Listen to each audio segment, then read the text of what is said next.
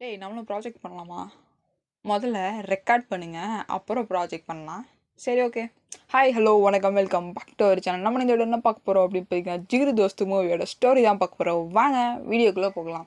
இந்த மூவி வந்து எதை பேஸ் பண்ணியான ஸ்டோரி அப்படின்னு பார்த்தீங்கன்னா, ஹீரோவுக்கு 2 ஃப்ரெண்ட்ஸு. அதில் ஒருத்தவர் வந்து ப்ராஜெக்ட் பண்ணி ஒரு டிவைஸ் கண்டுபிடிச்சிருப்பாரு.